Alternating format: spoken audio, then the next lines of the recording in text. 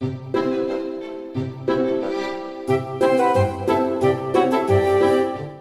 hello. Welcome back to Read-Aloud Revival, episode 235, the show that helps your kids fall in love with books and helps you fall in love with homeschooling.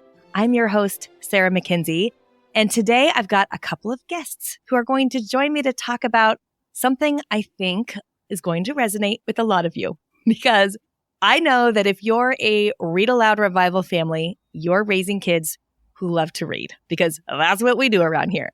And often what follows is that those same kids who love to read don't always, but often are inspired to write. And then those young writers want feedback on their stories. Of course they do. But if we as parents aren't exactly fiction writing experts, or maybe we don't even see ourselves as writers, we might feel like we don't have much to offer in the way of feedback. I think this comes up especially for homeschoolers because a lot of us, I think, intrinsically know that homeschooling is a fabulous place to grow young writers, but we also feel a little ill-equipped as their writing mentors, which is why I invited these particular guests on the show today. They were both homeschooled themselves, they're homeschool graduates, and they're both committed to mentoring young writers and helping parents become the mentors to their own young writers. First up is Brett Harris. He's the best-selling author of Do Hard Things that has over 600,000 copies sold. That's amazing. He's the co-founder of the Young Writers Workshop and the Author Conservatory. Both of those are programs that have trained thousands of writers since 2017. We're going to talk about those programs more later. He's also a personal mentor and coach for many of the world's top young writers and authors. His mission, and I love this so much I cannot even tell you, is to raise up the next C.S. Lewis and J.R.R. Tolkien. I'm so on board with this. I know some of you just went, oh, didn't you? I could hear you from here. Kara Swanson is also here, and she is the Christie Award-winning author of stories about fairy tales and fiery souls. She says she spent her childhood a little like a lost girl running barefoot through lush green jungles that inspired her multi-award-winning Peter Pan retellings, Dust and Shadow. She is also the co-founder with Brett of the Author Conservatory, and she's a faculty member for the Young Writers Workshop, where she teaches young writers to craft sustainable author careers. Brett and Kara, you know I'm a big fan of one of your students in particular, Anna Rose Johnson. She's the author of The Star That Always Stays. It's a highly recommended historical fiction novel. Listeners, you can find that book in the show notes of this episode, which, by the way, show notes are at readaloudrevival.com/235. Brett, Kara, welcome to the Read Aloud Revival. Thank you so much for having us, Sarah. Yes, thank you, Sarah. It's such a joy to get to be here with you all. We are big fans of Read Aloud Revival. My wife and I are always going on your site to find recommendations and pointing people there if they need another good read for their family or for themselves personally. Thank you so much. Well, we are very like-minded in that one of the things I love that Young Writer constantly tells parents. Young Writer, I think you guys go by YW. I think I hear people calling it YW. Is that a thing? It's a student-derived name because it's YWW is the acronym for Young Writers Workshop, and they figured out that you could just say YDubs, and so it's stuck. Got it. Yes. I think I heard, I was at a conference and someone said it, and I was like, wait, what is that? That sounds very cool, and I need to know what this is, so it works. So one of these YDubs things that you often say is that even if parents have no, quote-unquote writing expertise, they already intrinsically know what makes for a good story, which I think, we're saying this all the time at Read Aloud Revival. We're created for stories. We are created as stories. And every single one of us are telling and swapping and hearing stories every day. So we're much better equipped at storytelling and knowing good stories than we might think.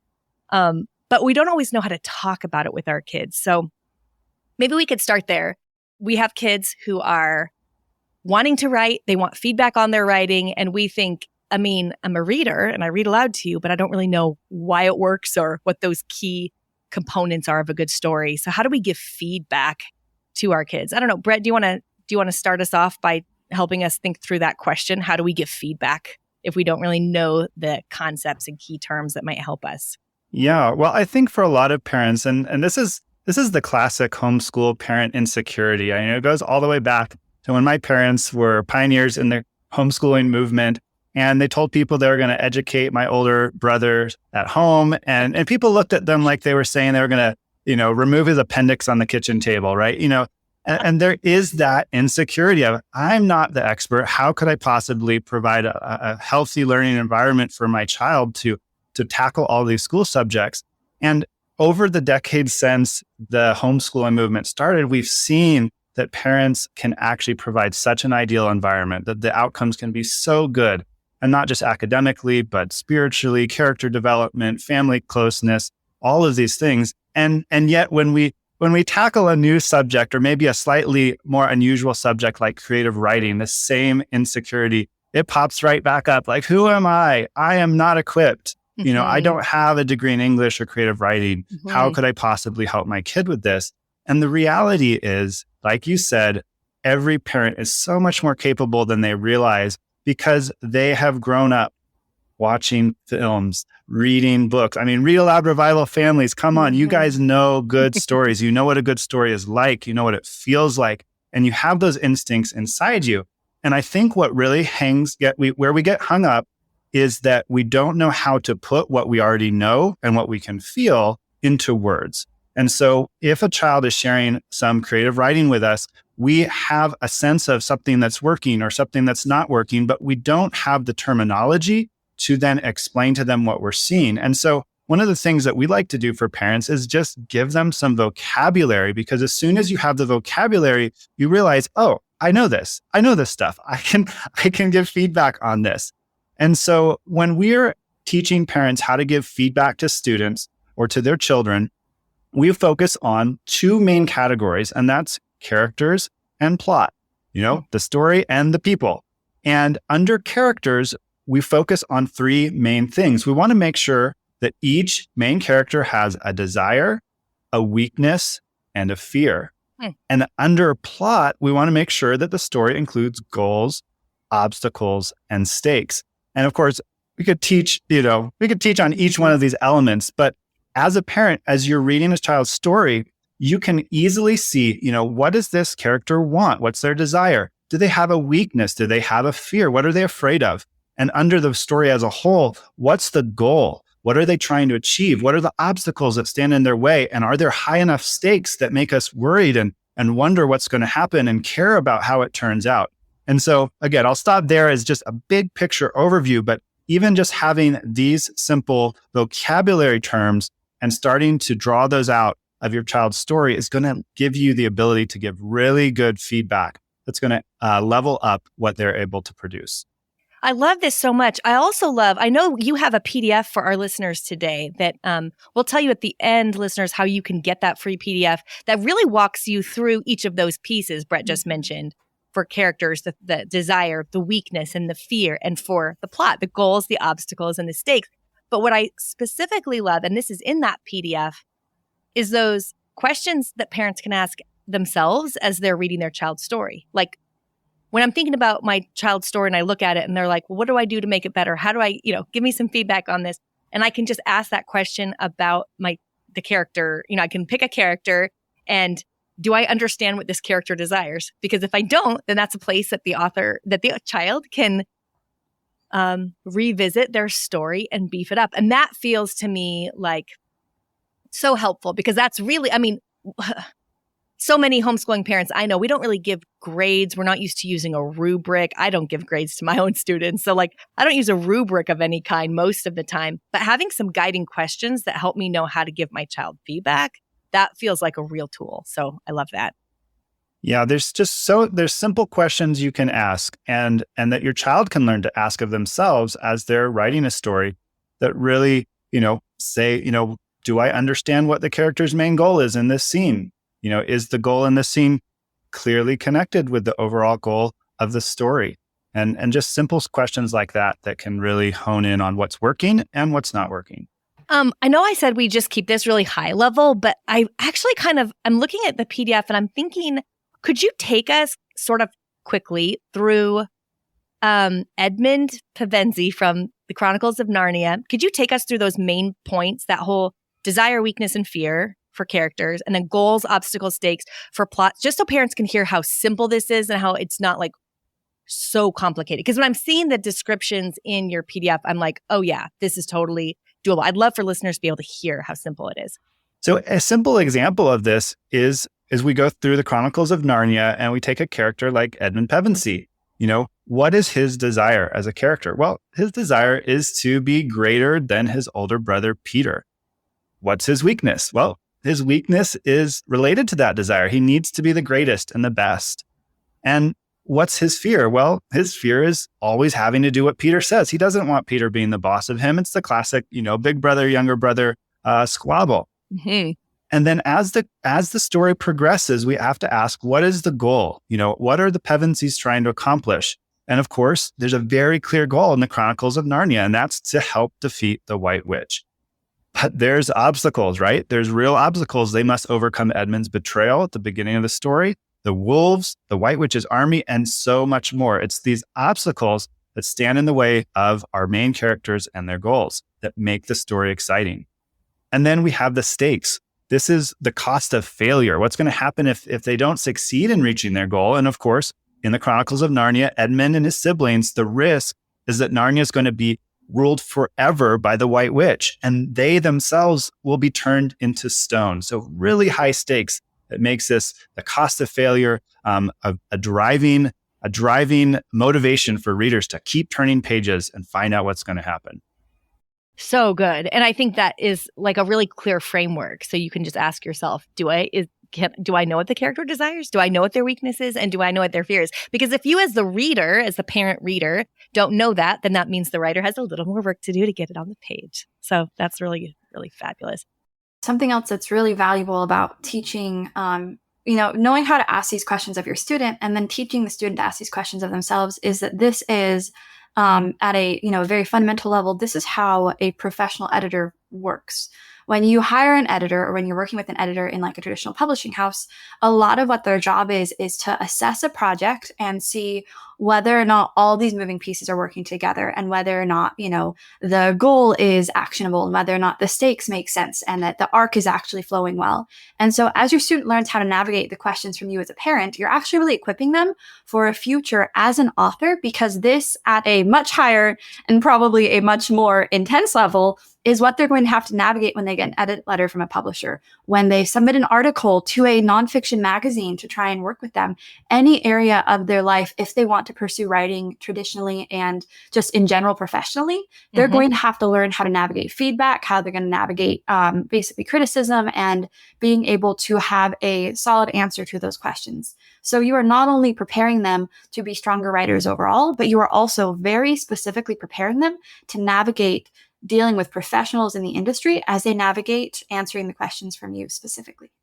That's right. It's giving them the exact tools that they'll need, which is something I really value about the curriculum you use at Young Writer and the Author Conservatory, which feels to me different than other writing curriculum because it matches so closely what I see in the professional writing world and traditional publishing. So often my biggest frustration with writing curriculum is the advice that's given in there is exactly the opposite of what I just got from my editor on my own writing. And I'll think, how interesting that we teach students to write using tools or tips that are not actually employed by actual writers in the real world. And so I love so much that you guys are so tuned in to the skills that they'll need in order to work with editors professionally as they go. So it's a double whammy. You're not only just helping them become a better writer, but you're also preparing them for a future of writing if that's in there. That's a huge cornerstone of why we started the Author Conservatory in the first place, because I'm not traditionally trained in terms of having an English degree. I learned on the job by working 8 part-time jobs in the industry by the time I was 19 and just like going to every conference that I could. And my approach was really just learn and gain as much mentorship and feedback as I possibly could, and learn by just showing up and, sitting at the feet of those who knew a lot more than I did, and learn from the people who were actually doing what I wanted to practically do. And the more that I did that, I watched a lot of my peers who went more of a traditional route realizing that the skills they were learning didn't necessarily cross-apply, or some of them did, but a vast majority didn't. And so I was able to be published by the time I was 21.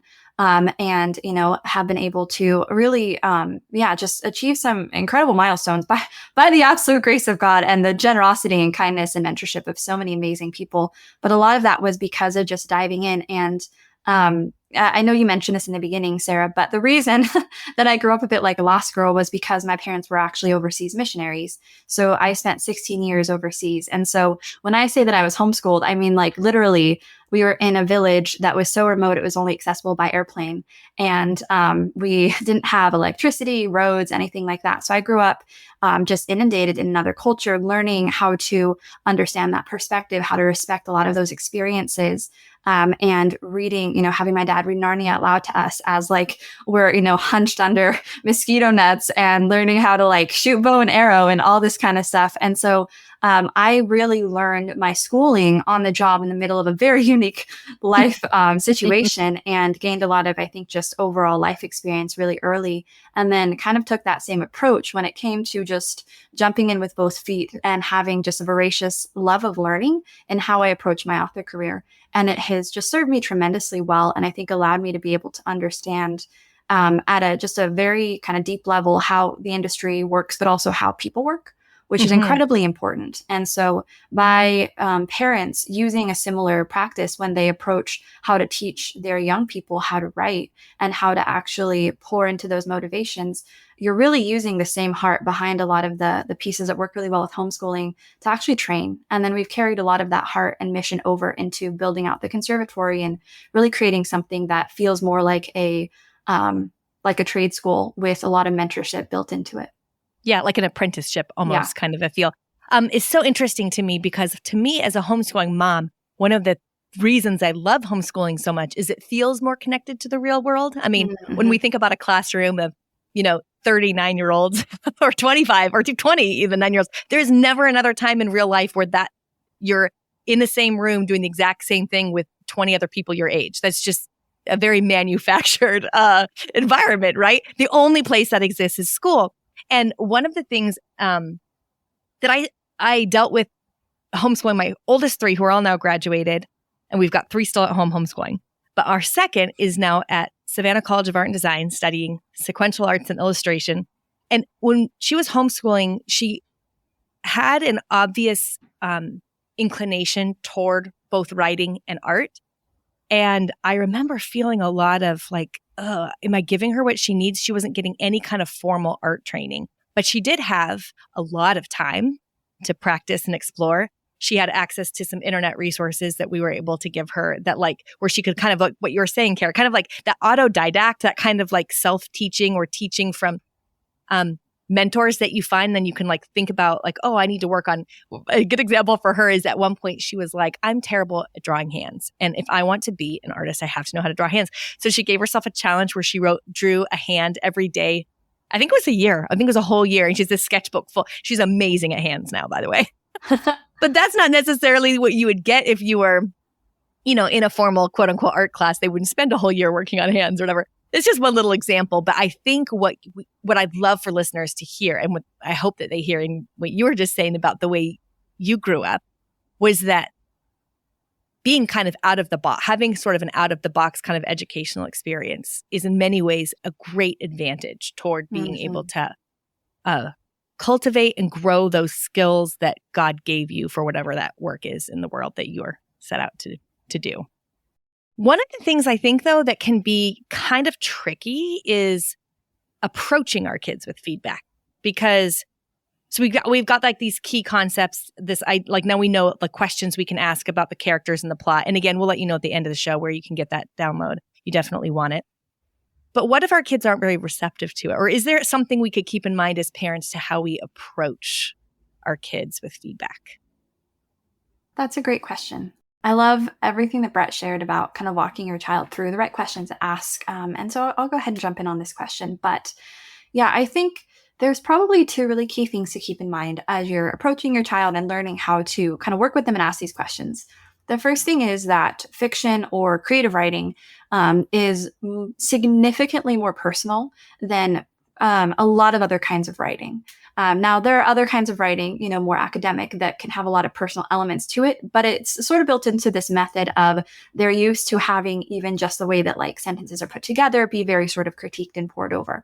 Whereas when it comes to creative writing, a lot of times I find that students use creative writing as an outlet before they use it as some kind of an overarching goal. Tons of students that I see, and I was this way growing up, it'll take them a long time to even articulate that they want to be a writer or even call themselves a writer, let alone an author. Like they're terrified to even use a term because they're like, I'm not that yet. Like that's huge. I haven't even written a novel yet. That's massive. I don't have a cabin on the top of a mountain.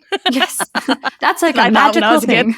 Yeah, exactly. Yes. And so realizing too that even if you have a child that's pretty confident or one who kind of like squirrels their writing away like secretively, they're probably still a little bit nervous or maybe even a lot nervous, right? And so in order to be able to give feedback, you kind of have to be able to show your child first that you are someone who is going to understand their heart as you approach their writing. You need to be able to show, hey, I am a safe place that you can trust to be able to see what you need as I approach your writing. I'm not going to just approach it from this perspective of, I want to, just like, and not that any parent would actually do this or think this, but like a child may feel that you're going to just rip into it, right? Or view it as this thing that you're trying to make sure, is up to snuff, as it were. And so being able to communicate to your child and sit with them and communicate, hey, I am really invested in what you're doing. We want to lean into the things that our kids are excited about and that they care about. And so being able to first off say, hey, I'm really proud of you. I think that giving feedback on writing is tremendously valuable. But to be honest, the thing that's going to have the most lasting impact for your child is going to be your support as a parent. A parent's support of their child's writing will help that child navigate so many other large obstacles throughout their career. Far more, I would say, even than just having a parent who gives feedback. You have a parent who gives feedback but isn't very verbally supportive and isn't telling their child, hey, I believe you can do this. Hey, I'm rooting for you. Hey, I'm willing to invest in this with you. That's going to mean that one side of that feedback falls flat because they're not actually seeing that this is something that's believed in. It's just something that's kind of poured over, as it were. Kara, if that resonates so much because Tommy DePaula, the great illustrator, told me once about how when he was young, and I'm going to get the age wrong, I want to say he was like 7 or 8 or 9, something like that. His mom like reorganized the house so that the attic, I believe it was, could become his art studio. Aww. And he still, at 82 years old, would talk about how that vote of confidence, and it was just a physical, like tangible vote from his mom of support. That's really what it was. Yeah. Like, I believe in you as an artist. That helped him believe in himself as an artist forever. And so that's I can hear you saying it's like that support will actually go much further than any feedback you can give your student. Yeah. Yeah. I have to jump in here because this is something I'm so passionate about because this is really how my parents approached education as homeschoolers. My dad taught what he calls delight-directed study. And the idea that as a parent, you are so uniquely positioned to identify what your child is passionate about, what delights them. And, Sarah, you're talking about your daughter, showing that interest in art and writing, and you recognize that, it can be as simple as, look, Mom, another horse. You're like, okay, I'm seeing some signs. Yes. So you recognize that. And you have an opportunity to make space. And I love that story about Tommy DePaula of, making a literal space for him to do his writing. And we can make that space in terms of physical space in the schedule. We can make space by eventually investing in and supporting them and getting resources and good industry standard tools. But really, like Kara's saying, the very first step is just to be that supportive parent who recognizes those signs of delight and lets their children run with those delights and doesn't hinder them. Yeah, so good. Yeah, absolutely. And I think too, it's easy for us to underestimate just how incredibly powerful that will be. And I know it has been tremendously helpful for me and for so many other young writers that as you're navigating, there are going to be people who are kind of standing at the gate waiting to make sure that you can pass through when it comes to actually stepping into the publishing industry, right? Whether you're pitching to agents and editors or other steps, and knowing that you have somebody who has your back, who believes in you, who's rooting for you, who's cheering you on. I mean, my grandmother paid to take me to my very first writers conference, and she actually went with me. And that vote of confidence, even from a grandparent, was incredibly, incredibly powerful. She would go with me. She was also a writer. And so she was actually writing a collection of stories about my childhood, and all of her trips. But she would go with me to writers groups and all kinds of things. She was someone who was such a big advocate in my life for this. And knowing that she was there behind me, cheering me on, meant so incredibly much. So even if you are not able to give feedback to your children, right? Like that's what we're talking about. So the hope is that you can, but even if you don't, if all you do is just get excited with them, tell them that you're proud of them, tell them that you know it's hard, you know, instead of looking at the time that they're spending on their computer writing, like they're writing again, tell them like, wow, you put in so much time toward this. This is amazing. You're so invested, like cheering on the things that they're engaged in, because this industry is going to be really, really difficult. I mean, anything is, but especially when they're having to essentially get their hearts broken over and over again in some ways, as they're having to take this soul story of theirs and kind of set it on the chopping block before these professional perspectives, essentially. They're the support of a parent who says, you can do this. Like, I saw you at 12 or 15. Yes. Sitting there writing draft after draft, like, you've got this. That support is going to carry them so far through the rest of their career and their journey. And so if that's all that you're able to do, that is going to be tremendously more valuable than you can even imagine for your child. Well, I just got back from a trip to Boston, and I visited, like I seem to do every time I'm in Boston. I drove to Concord, Massachusetts, and went to Orchard House, which is Louisa May, the house where Louisa May Alcott wrote Little Women. They do these tours. And one of the things that they show you on this tour is the desk in Louisa's room, which is not at all impressive. It's just like a slab of wood on the wall, like where she wrote Little Women. And one of the things that they say is that at the time, it was widely believed that writing was not good for women's health. And so it was like not proper to like give your daughter a desk to write was very counterculture. It was very like forward thinking of Bronson Alcott. And it also was like a vote. So then we see this in other places in the house. So we saw it with him building this desk for Louisa. Like, yeah, not only do I believe in you as a writer, I think you should have your own space to write. Like, I take it this seriously. Then you go to her younger sister, May's room. May is the one who in Little Women is Amy, the youngest sister, the artist.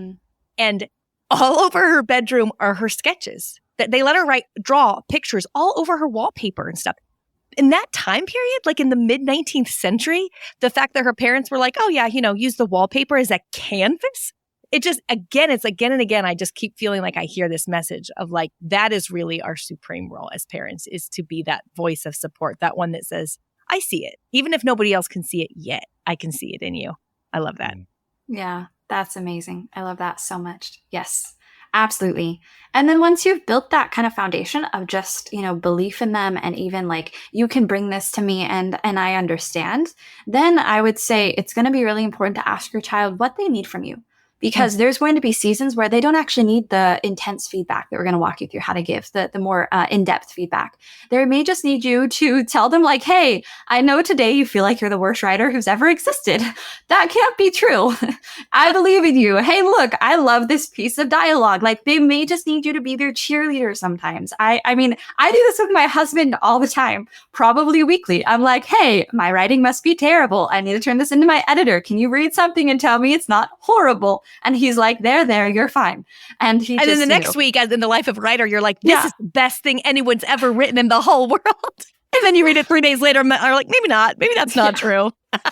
Yeah, absolutely. But I think being able to ask your child, like, what do they need from you in that season is going to be tremendously helpful. And I think I have a very strong expectation that by doing that, even if they start out with like, well, I just need you to cheerlead. By doing that, you're going to form this bond with them where then they'll be able to be like, well, I'll give you the first chapter and you can give some feedback on it, right? Realizing that they may not be ready for you to give them your full perspective just yet. And that has to be okay, because they're building up their own sense of courage to be able to digest outside feedback on their writing. And as they build up that muscle, it's a skill that they're learning, right? They're learning the skill set of how to take something that feels personal and that feels creative and feels probably insecure to them, and be able to actually share it with someone else and actually digest through their feedback and detach the story that they're writing from their own sense of identity and their own sense of worth. Because a lot of times they're going to take your feedback and anything negative as something personal, whether or not they even realize it, right? So they need to learn how to set aside who they are as a person and their value as a storyteller and as a story who's living, like you always say, Sarah. They need to be able to detach that from what they're actually creating and be able to let you give feedback and view this as, this is my parent who loves me, who loves what I'm doing, who's rooting for me, who's already told me that they're excited for me, they're investing in this writers conference or whatever this thing is. And now they're giving me good feedback and I can make it better. And this is a joy and this is an opportunity to grow. And so you may need to walk them through those steps. You may need to teach them first that you are here as a parent who loves them and who sees the value in them as a person. Then you may need to show them, hey, I see the value in what you're doing and that this is really hard. And then you may need to show them, hey, I see the value in your growth. And this is a part of your growth. This is a step in your growth. And you will be able to continue to grow. And what you will be doing next and how you will learn through this is going to be incredibly remarkable. Just keep going. Just keep learning and practicing your bravery. If you could tell parents to stop worrying about one thing in particular, like I can think to myself, I have had a few people at conferences say, oh, I know one of your daughters is at art school. What was the most important thing you did? And it was, honestly, I can say with all sincerity, just give them time, which was great. I had 100 babies at the same time that this child was growing up. And so it was fabulous because she had all kinds of time because I couldn't give her the time that I needed to. I thought I needed to. This gift was that she had more time than she would have had if she was in school. That was really the thing that I think. So I would say to a parent who's like, what do we give my kid who's artistically inclined? Especially because I'm not artistically inclined. So I didn't feel equipped in any other way. But what would you say? What would you say to a parent who's like worrying about things? What would you say? Like, that's one thing you don't need to worry about at all. Yeah, I think there's kind of two things that I would say. And I mean, the first is what Kara said is don't worry about correcting things so quickly. Don't view your role as primarily corrective, but as encouraging and supportive. And so just that belief is so important. And if they're serious about this, they're going to go and they're going to get feedback. They're going to get professional, feedback and all of this. That's just part of the process. But they need to have that base of support from you. So don't worry about, I need to be the world's best editor, right? Yeah. And even when you are starting to give feedback, which is helpful and valuable, it's a good safe place for them to start experiencing feedback. We like to talk about it as an encouragement sandwich. So, one encouragement, one thing they can improve on, and then another encouragement. And you can use this PDF we're making available and all of these categories to say, hey, you're doing a really great job. I can see a clear desire in this character. I know what he wants. That's really good. And then I think we need to work on a few more obstacles because it feels like it's a little too easy, but I really think there's great stakes. If he fails, the world's going to blow up. That's great. So being able to sandwich it like that, I think is really important. But the other thing that I think a lot of parents, especially of these creative writers, need to know they don't have to worry so much about is the academic writing. And that is not to say it's not important. It's important while you're in school. It's important as long as you're in school and if you ever want to be an academic and, teach and all of that. But as we were talking about earlier, there's a big difference between academic writing and real world writing. And so Huge. Yes. So for these students who they clearly have this draw to real world writing, whether it's creative writing, fiction, whether it's blogging, whether it's, communication through speaking, podcasting, teaching, being able to say, hey, we recognize that what you're aiming at is not what academic writing courses and curriculums are aimed at. That's still important too. And there's great resources, IEW, amazing curriculum, great foundation for a lot of our students.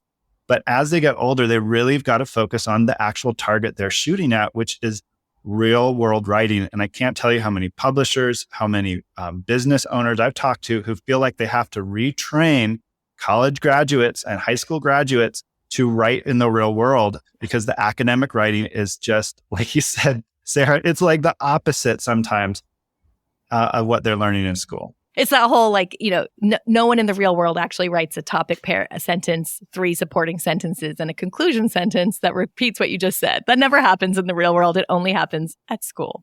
But we spend a whole lot of time teaching our kids how to do that kind of writing, which is very interesting. What about you, Kara? What's something you would tell parents not to worry about?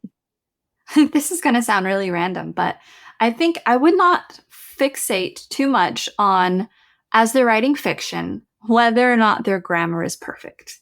Excellent. Because Okay. they will learn some of those pieces over time, and spell check does exist. And to this day, I always tell our students at the conservatory, I'm like, I'm a really good writer. I'm a terrible speller, but I get hired to be a writer, not a speller. So spell check exists. That's right. And so I would say too, you want to be able to give your child the space to just kind of be really creative and free flowing. And sometimes that means like the grammar's not going to be great. There's going to be a lot of run-on sentences, or in my case, a lot of like fractured, segmented sentences because they want to have the flow in the voice, right? Yeah. So give them the creative ability to not necessarily worry about whether or not they're following all the rules when it comes to how they're formatting. In a lot of ways, actually, like you were just talking about, Sarah, with your daughter, they need just the time and the freedom to be able to learn how to break the rules well sometimes. They need to be able to learn how to lean into their own voice, lean into their own, this type of story they're trying to tell. Have them read widely and let them learn how to break the rules as they practice over and over and over again. In the show notes to this podcast, I will share a link to this sample from Kate DiCamillo. I love this so much. It's her first draft of the first chapter of Because of Winn-Dixie. And when she writes her first drafts, she doesn't worry about capitalization. There's like almost no punctuation. Things are not spelled right. It is a mess. And I love it so much because I think a lot of times we put all of those other pieces in place. Like you're saying, Kara, like it gets in the way. Like we have to spell right, or we have to get the grammar right. Or most writers I know don't really know how to use commas. And I'm raising my hand here. That's why we have copy editors who do know how to use commas and can fix them for us. I'll put the link in there. So if you have a student who would be inspired by it, it's a link through Scholastic, and it's just really helpful to see the difference between, it compares her first draft of chapter 1 to her final draft of chapter 1, and it has some notes in there from Kate on what happened in between those stages. But she says her first drafts always look that bad, which I find extremely encouraging as a writer. Very validating, yes. Exactly. So good. Okay, so this was a lot of information into one podcast, but let's think about what can our listeners do first if they're inspired here and just want one tiny step they can take next? Yeah, I think one of the easiest things to do, as we've already talked about, is just making that space and encouraging your young writer. I mean, that's step one. Just start doing that, and you'll be ahead of so many people. Right? Like the time. Space in their schedule, giving them time, right? But another thing that I think is really good in between step before you're giving feedback on their writing directly is to use this framework that we talked about, plot and characters, fears and desires and goals and, plot obstacles. Use that to analyze the books and the movies that you're already engaging with together as a family. Yeah. Because this is a great way to indirectly teach them, and they're analyzing someone else's work, not their own heart story. And so it's a great way to learn together, help them internalize good storytelling skills, and you too, right? You're learning as well. So you're reading a book. What's the character's goal? What's the goal in the scene? How does that relate to the goal of the overall story? What obstacles are they facing? Oh, here's another obstacle.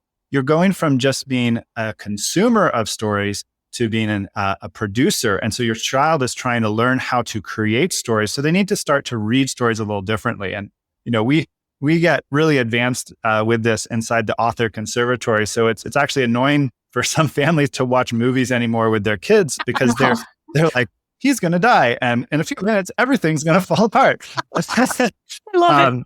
But it's because they're pursuing this professionally, and they're becoming producers of stories. And so they've got to be able to understand it at that level. So I think that's a really easy first place to start. Use this framework, use these concepts, not to critique their stories yet, but to critique the stories you're already engaging with together. Fabulous. And you can grab that download. So this PDF download from Young Writer is super fabulous. It's a very simple framework that shows you the questions that you can ask about character and plot that will help you do exactly what Brett and Kara have been talking about today. You can get that by going to theyoungwriter.com/RAR for Read Aloud Revival. So theyoungwriter.com/RAR to grab that free printable PDF. Kara, Brett, this has been so fabulous. I knew it would be, and I hope our listeners are very inspired to let their young writers fly. Thanks so much for coming on the show. Well, thank you so much, Sarah. It's been a joy. Yes. Thank you so much, Sarah. Wasn't that so good? I really love the work Brett and Kara are doing both at the Young Writers Workshop and the Author Conservatory. You can find links to them in the show notes, readaloudrevival.com/235. And that PDF, you really do want it. It's a fabulous resource. I printed it out. I'm using it all the time as framework as I'm giving editorial feedback to my own writers. And so just visit theyoungwriter.com/RAR and you'll grab that free printable PDF. All right, it's time for Let the Kids Speak, where we find out what Read Aloud Revival kids are reading lately. My name is Elena, and I live in North Carolina. I like the Boxcar Children and the Green Ember. I like them because they're so fun, and the Boxcar Children has so many mysteries, and the Green Ember has so much adventure. My name is Terry. And I'm 1.5. I'm from Texas. And my favorite book is There Was a Coyote Who Swallowed a Flea by Jennifer Ward. And illustrated by Steve Gray. And my favorite thing about the book is that it's silly and it's got lots of repetition. I love the pictures. Yeah, you're doing it. And I love to shout, Yippee-yo-ki-yee! My name is Lion, and we live in North Carolina, and my favorite book is Frog and Toad. Hi, my name is Lavender Height.